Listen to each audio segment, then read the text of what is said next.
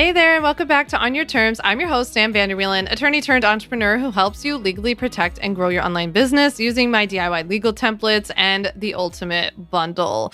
I'm so excited to chat with you today. It's just such a beautiful day here. Huddy and I took an early morning walk, and it was one of those mornings where I can tell I'm recording this in mid-September, and I can just tell that although everything's still green and it's still beautiful out, you can see that things are shifting. And I was like watching leaves just slowly fall from the air. And I was like, oh man, I love fall. I'm also just trying to like savor where we're at. And honestly, it's also very strange for me. Like my dad died at the very beginning of the summers, like summer was basically starting. And I don't even remember the first half of the summer. And I would say by the time I kind of remember after that, I felt a lot of resistance to being like, I don't want to go through a season without him. Like, this might sound very strange to you if you've never lost someone really close to you, but there's like this resistance to like moving on. And I'm like, this is my first summer ever without my dad. It's so crazy. And now it's like my first transition into a season and like fall, and we loved fall, and we were like watched football every weekend. And I'm just like, this is so weird. I simultaneously am excited about it because I love cooler temps, but I also am like, oh, I don't want to go through this. It's very, very strange, I have to tell you. But that's kind of what's going on over here. The only other thing I wanted to tell you before we hop into today's episode, all about, do you need to hire a contractor or an employee? Why does the difference matter? How do you treat somebody like a contractor to avoid harsh legal penalties, like all this kind of stuff?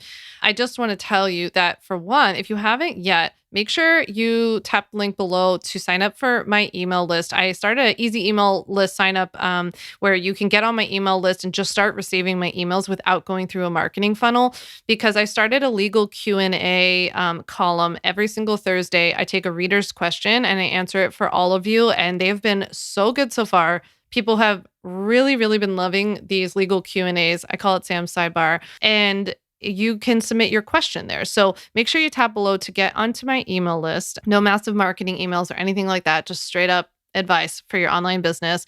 And on Mondays, I usually send out more of a behind the scenes email of a business tip. Sometimes it's an extra legal tip behind the scenes of building a multi-7-figure business. So all that can land in your inbox if you just tap below.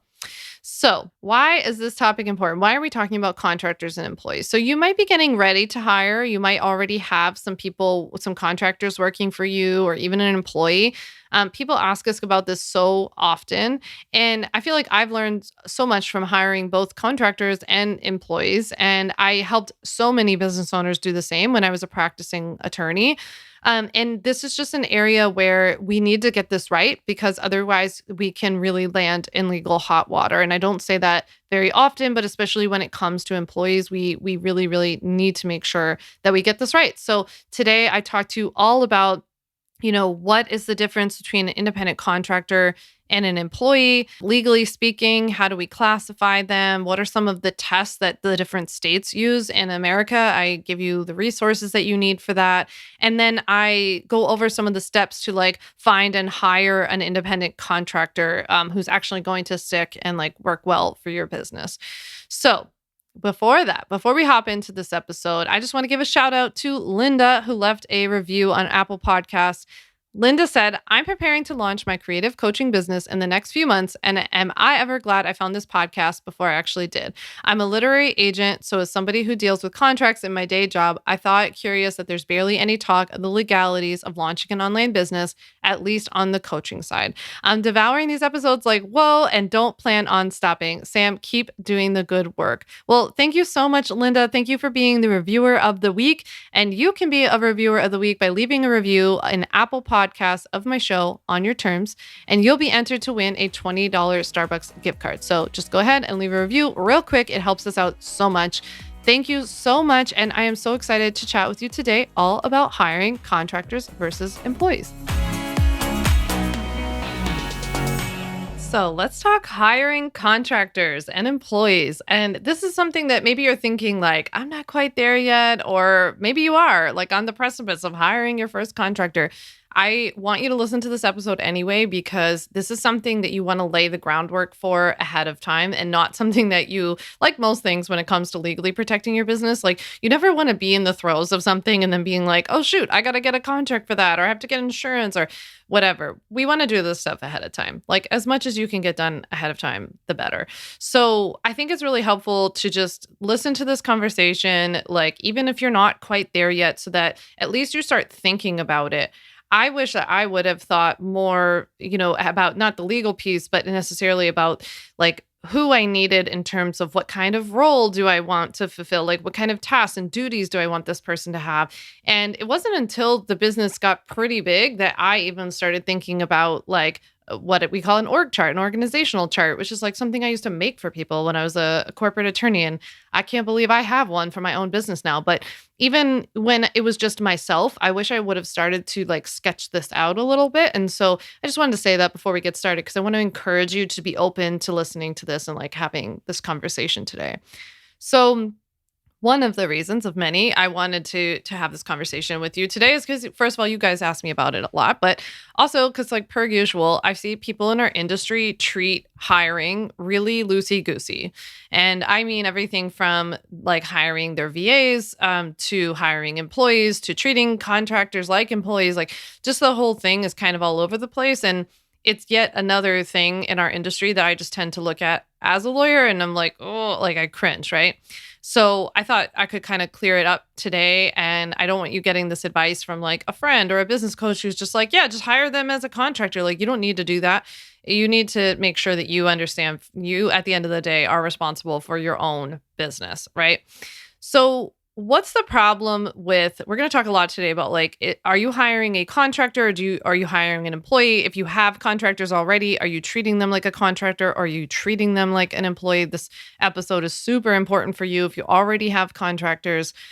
It's a really important distinction, and it's one we're going to go over today, because the problem with not properly classifying or treating somebody who's working for you as a contractor or an employee is that you can get sued for treating somebody like an employee when they're an independent contractor. And along with that comes a whole boatload of state and federal fines, tax bills, lawsuits, other scary stuff that we just can easily avoid, right? It's just like, it's not worth it. And oftentimes, just the same way as I hear like so many of these myths of like people get a sole proprietorship instead of an LLC because they like their business coach told them that they don't need to worry about the taxes or something yet. It's like one of these myths that then is not actually true. It's you wouldn't pay any differently in taxes, and you're now putting yourself at risk for something that wasn't even a big deal. So I kind of find the same thing with this. Like people are often scared of the idea of hiring an employee or a part-time hourly person or, all this stuff. And it's not based on the truth. So I want to just dive right in, and I want to start talking about, is this person that you're hiring or that you already have working for you, are they an independent contractor or an employee? I'm going to do a really brief, like 30,000 foot overview today, because I literally took a whole semester of law school just about this stuff. And so, for 4 or 5 months, we studied this like hardcore, and it was on the bar exam and all of that. I don't want to put you through that. You don't need that. You don't want that. That's for sure. But I do want to give you like kind of the overview, because I think as a business owner, as a CEO, you do have to know this on a very basic level, because then you have to be able to, like, what I'm trying to do is I'm trying to put you in the position that you say, okay, I want to bring somebody into my business to work for me. Am I looking for a contractor or an employee? And after this episode, you're going to say, oh, I know exactly what this is, right? Or if you have people working for you already, you're going to be able to analyze, which is something that you need to do as a CEO. Is this person that's already working for me, am I treating them as a contractor appropriately or not? And maybe you can make some adjustments. So let's hop in. This is a really nuanced area, but I want to give you a big picture of kind of the two legal tests that are used to determine whether somebody who's working for you is an independent contractor or an employee, a very important legal distinction. So these two big legal tests are the common law test and then what's called the ABC test. The common law test is used by the IRS. It's used by states like New York, where I am, and DC, and then 17 other states. And don't worry, I'm going to give you a list later. The ABC test is used by states like California It's also used by the Department of Labor, which is really confusing because why does the Department of Labor use ABC and IRS uses common law? We don't know these things. And the ABC test is also used by 33 other states, right? So the ABC test is even more common. And some states use like variants of these, like they use ANC, not ABC. It's like a whole thing. I'll actually link below to a list of the states, of all 50 states in America, and which tests that they use. I found a handy website for you that kind of lists these out. This is something that can change. So it's something that I would just like keep up with a little bit, since you want to always know where your state, kind of stands with these things. But here's a quick overview of like each of these tests and how the states, use them. So those states that use the common law test, they presume that the person working for you is an independent contractor unless you prove the following. Unless you prove that you have behavioral control, financial control, and then what the relationship is of the parties. So the common law test looks at behavioral control, like would you control how, when, and where the worker does their work, for example? Do you control what tools they use? Do you control where to purchase their supplies? Do you give them a ton of detailed instruction on like how exactly to do the work? If you say yes to all those things or a lot of those things, that's something that would start to lean towards the common law states saying you're treating this person more like an employee than a contractor. They also look at financial control. So they look at like how the person's paid, right? Are they paid like hourly or salary, or do they have a flat fee? Do they have expenses, and are those expenses reimbursed, right? So contractor, for example, should have unreimbursed expenses. So I want you to think about it as like, you hire a website designer or developer to like build out a website for you. You pay them a flat fee to create this website for you. And your business is not related to websites or anything like that. Like you're a coach and you're just hiring somebody to make a website for you. You don't pay for that like web designer to go buy a new MacBook or to pay their monthly fee for like Adobe or I don't know, whatever else web designers have to create beautiful websites, right? That's a prime example of where that person is the web developer is a contractor because their business is developing websites for many different people, for many different businesses. You're paying them a flat fee. You're not telling them how to design the website because you probably don't know how, right? Like me. So you're telling them like, hey, I just want a beautiful website. Of course, you can tell them like what you want on the website, the content you'd like, features, functions, all that kind of stuff. But you're not hovering over their virtual shoulder and saying, I want you to design the page using this tool and software in this way. And it's a tool and software that I'm paying for. And this is how you have to code. And this is how you have to do that. No, you just tell them like what result you want. And then they perform the service. And they're doing that for like lots of different people. I think that that's a really good example of like how a healthy contractor relationship would work, especially in these common law states, right? So they're looking at this like financial relationship. The other big thing in common law states is that they're looking at how contractors pay taxes. So typically in a contractor relationship, let's go with that web developer. Like say you pay $5,000 to have your website developed for you. You pay that website developer the $5,000 and then it's on them to pay their taxes. You don't pay taxes for them, right? And we're going to talk about that in a second. This is really, really important because this is something that's really important to have covered in your contractor's contract, that they are responsible for their taxes because you do not want to be responsible for that, but you are not responsible for it with contractors, but you also have to have that in writing and you want to cover your tush for that. So we'll talk about that in a sec. When you have employees, taxes come out of the paycheck that you pay them, right? So like I have employees, when they get their paycheck, the business is paying for the taxes that are coming out of there. So that's a difference, right? And they might have additional taxes on their end, depending on their like household information and how much they withhold and all of that. And that part is on them. But in terms of the like employment taxes, that stuff's all coming out from my end, right? Now, the last part of this common law test is looking at the relationship of the parties. And one of the best ways that you can clear the air of like, is this relationship an employee relationship or a contractor relationship, is having it in writing in a contract, right? So I offer an independent contractor template that you can get in my template shop. It's just downloadable. You fill in the blanks. All you're doing is filling in your personal information, just like all of the other legal templates that I offer, like contracts and website policies. And in this contract, it clearly states that this person is a contractor and not an employee. So that's one great way. We also address this issue of like, hey, contractor, you have to pay your taxes. I'm just paying you. Now it's your responsibility to go and report this as income, right? So that's super important. I'll link to the independent contractor contract template below. You can get that on my site, but it's super easy. And this is one of the easiest ways that you can cover yourself with making it very, very clear that this person's a contractor. But just like I say with everything when it comes to legal stuff, this is so important for you to know and for your client relationships and everything beyond to hiring. It's sending somebody an independent contractor contract that says that they are a contractor and not an employee and having them sign off on that is really only like the first giant step. The second step that you have to do is actually treat them like a contractor and not treat them like an employee. And I feel like this message often just gets lost in online business where a lot of people are just like, just have them sign a contract that says you're not a doctor. Have them sign a contract that says you're not a lawyer. It's like, yes, that's true. And you do need that because you're not a doctor or you're not a lawyer, whatever. That's important. But then you actually have to not act like a doctor or a lawyer. You can't do things that a doctor or a lawyer could do, right? Same goes here where we have this person sign it saying, you're a contractor and therefore not an employee. And therefore, I don't owe you all the rights and responsibilities and obligations that I would owe an employee. But now you, as the CEO of your business, have to actually treat them like a contractor. So we're going to talk a little bit more today, even about what that really means. Now, the ABC test, the other test I was talking about, that's the one that's used by like California and the Department of Labor and 33 other states in America. So you can look at that list to see if your state requires the ABC test.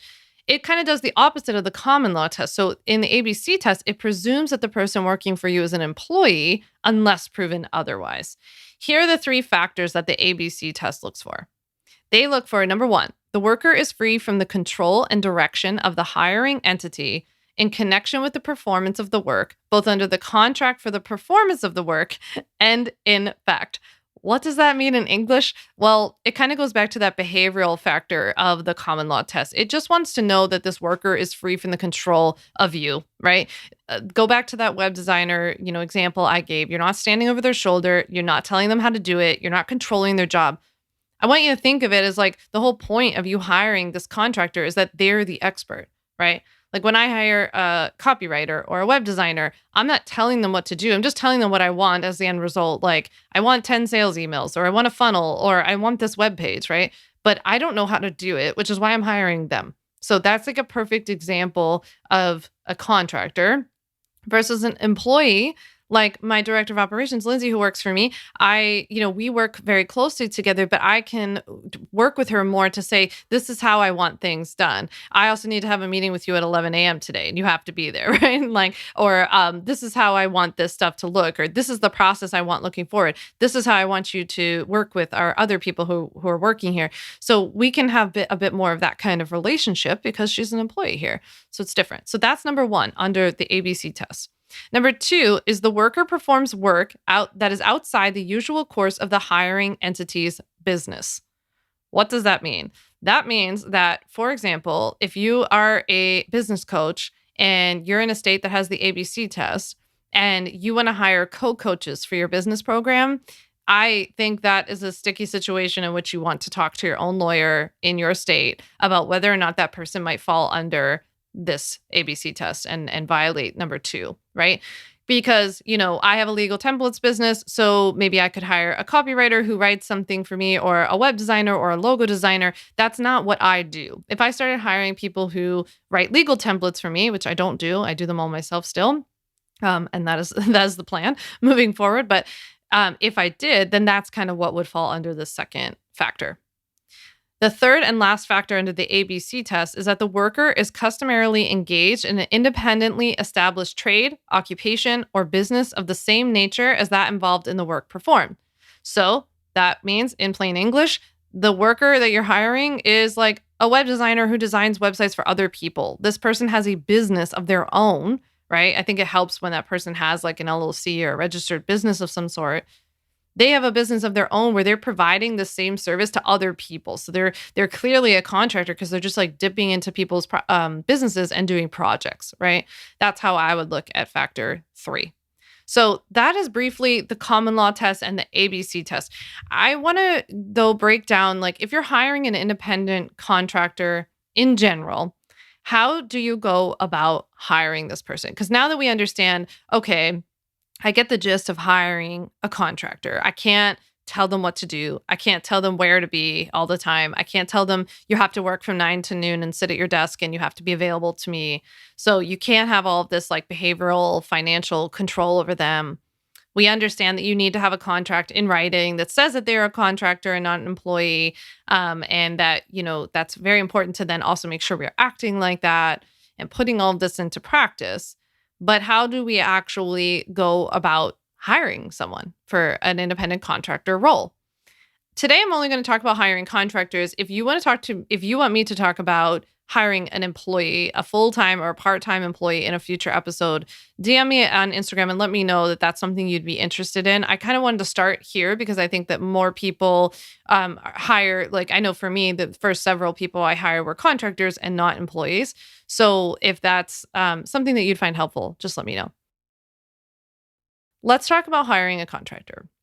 The first thing that I think would be the smartest move for you, besides listening to this episode, because you're going to start laying the groundwork, is to have a clear job description ready. Because that will help you figure out, first of all, if you need a contractor or an employee, because sometimes we've written these out and I realized that I need a bit more control over the person's time and availability. And we're going to be like really training them and, grooming them for this role. That's more of an employee position. But when I also just know like I can only hire a contractor right now, or that's just the best fit for the role, I like to write out the job description because I get very, very clear on what this person's tasks are going to be, right? So even this can be something that you open up as like a Google Doc now, even before you're ready to do this. Like say you're starting to feel overwhelmed and you maybe feel like I should hire a VA. I feel like I should hire a VA. That should be my first hire. That was my first hire. And you're not yet sure exactly what this person would do and what the role would look like. Just start like a messy Google Doc. That would be my recommendation. And start a list of bullets of things as they come up throughout your day that you realize that that's like, oh, if I had a VA, this is what I would send to them. That was like the first thing that I did, where I started this list. And because at first, I was somebody who really prided myself on, I do it all myself. I don't need help. I built this whole thing myself, and it's helpful to think that sometimes, but then I got really overloaded and I wasn't feeling very clear on who I needed to hire and what they would do for me. So I started this like running to-do list, this tab of, okay, if I had, you can even give this person like a fictional name. If I had this person working here, this is what I would send them. I would send them this task. I wouldn't do my Pinterest pinning anymore. I wouldn't have to reply to emails from people saying I can't log in or I need help logging in, right? That's something easy that somebody else could tackle. They could book my media appearances for me. They could help a little bit with this. They could order supplies when I need them. They could help clients get access to their contracts, stuff like that. So you just start keeping a list, and then that will start to help you then write a job description. This is also going to be gold when you actually go to hire this person, because if I can pass on any like words of wisdom to you with having anyone work for you, I've hired people both who I've given very clear, like, this is what I need you here for, these tasks, right? And I've hired people who I'm like, can you just come in and help? Like, just help, right? The latter, it doesn't go well. Right. It doesn't go well. People need direction. They need to know what they're responsible for. They need clarity. Right. And then that gives people, I think, like the I don't know, like authority to kind of like step into their role, take ownership of certain things, get better and better at it, start pointing out things that could be done even better than that. And that's how you really build a team. So by you keeping this clear list of tasks, like that's going to be the best first step. Something that a friend had suggested to me that I thought was so helpful was to like keep this list of all these tasks. And then, when the list starts to get a little bit bloated, take some of the tasks and start to categorize them. Like you will see like there's a lot of social media tasks, email inbox tasks, scheduling tasks, onboarding tasks, right? And put them kind of under each other so that you start to get an idea of like, okay, this VA I'm hiring, they're responsible for this, this, and this, kind of the main buckets. Because then once they get into those buckets, there's going to be more, inevitably going to be more things. You're not literally asking them to just be available for those tasks. So hopefully that part's helpful. Okay. The second thing that we're going to do is that we're going to keep the stuff in mind that we just talked about, and we're going to think about what your budget is for paying someone. So we have to think about what your budget is for maybe the month. I would encourage you to think out long term about this. I don't ever recommend hiring somebody who you're like, I have enough to pay them this month, but if we don't do well, I can't keep them on, another few months. Because it's going to take several months for this person to get up and running and to get comfortable. Some people have hopped in faster than others, in my experience. That's not a good or bad thing. It's just different.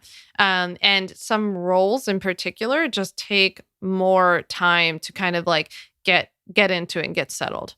So I want you to think about the budget. And I want you to think about how you're going to pay them. Is it hourly, whatever? They should then be sending you invoices, and then you're paying those invoices because they're a contractor and they have their own business, right?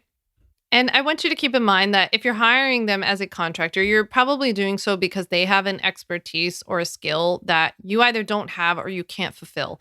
And that's why you don't really like hyper manage it or oversee it in terms of how it's done. So if it's like your VA, for example, maybe they help you get set up with contracts or onboarding clients, email inbox management.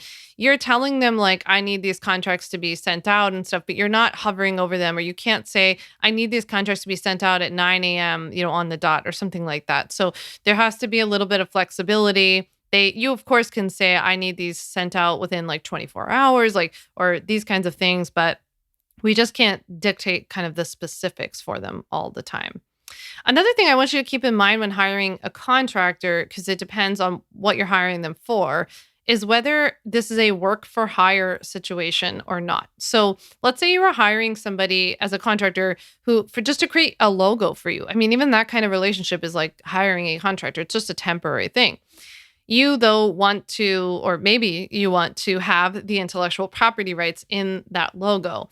Did you know that if you want that, then you need to have a work for hire clause in your independent contractor contract? So if you were hiring somebody to come on and create copy for you or to create a logo for you or something else, you would want to have a work for hire statement, or you'd want to look for one in their contract if they send you one that says that what the work product that's produced from that relationship is owned by you.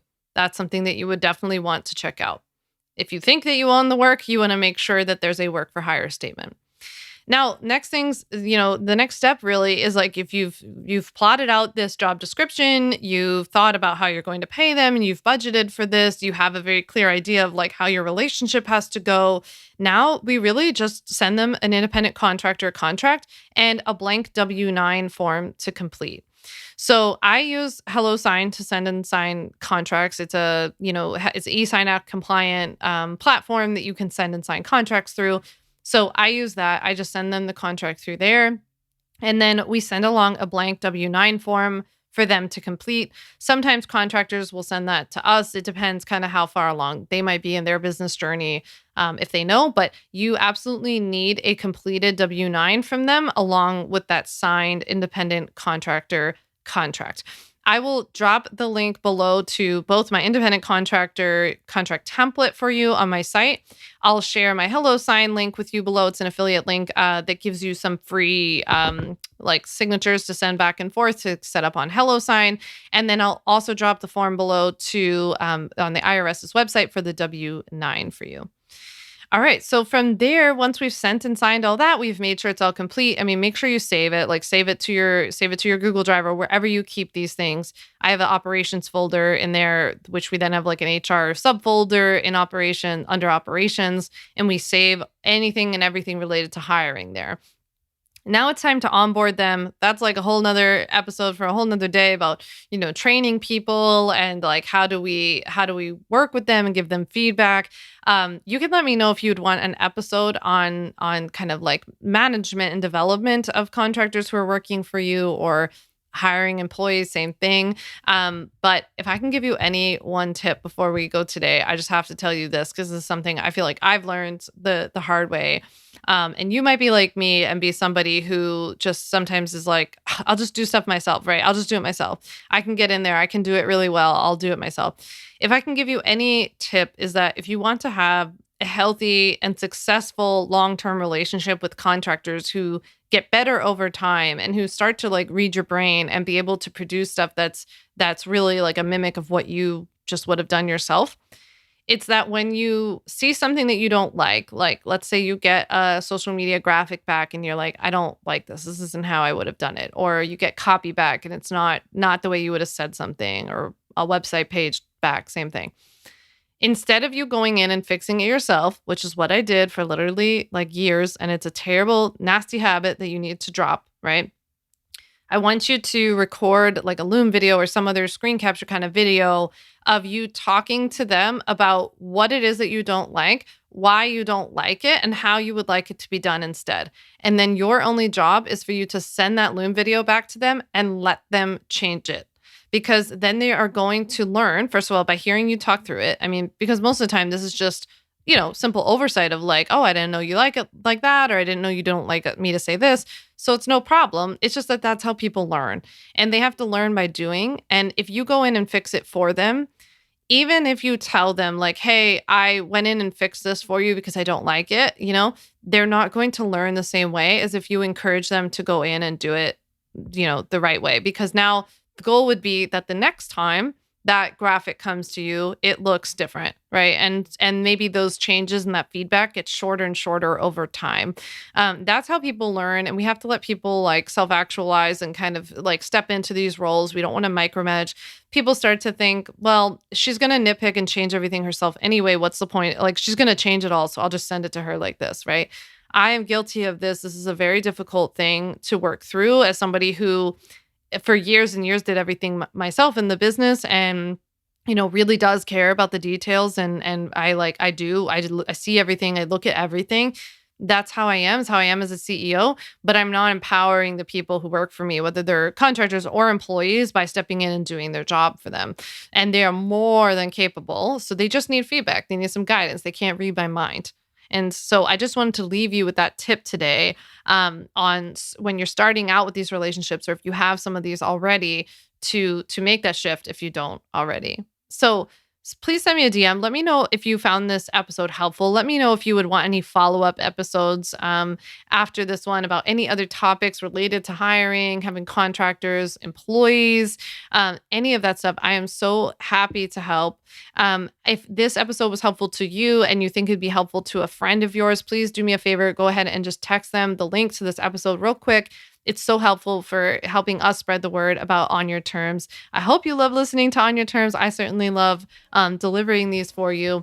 I'm going to make sure you have all the links you need below to the contract templates, to the IRS's website for the contractor employee test, and so many more of the things that we talked about today. But thank you so much for listening to On Your Terms. I can't wait to chat with you next week. Thanks so much for listening to the On Your Terms podcast. Make sure to follow on Apple Podcasts, Spotify, or wherever you like to listen to podcasts.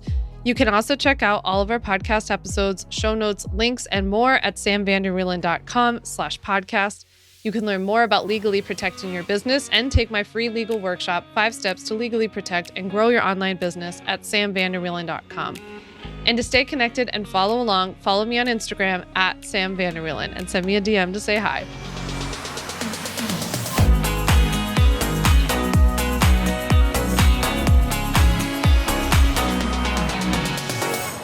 Just remember that although I am an attorney, I am not your attorney, and I am not offering you legal advice in today's episode. This episode and all of my episodes are informational and educational only. It is not a substitute for seeking out your own advice from your own lawyer. And please keep in mind that I can't offer you legal advice. I don't ever offer any legal services, but I think I offer some pretty good information.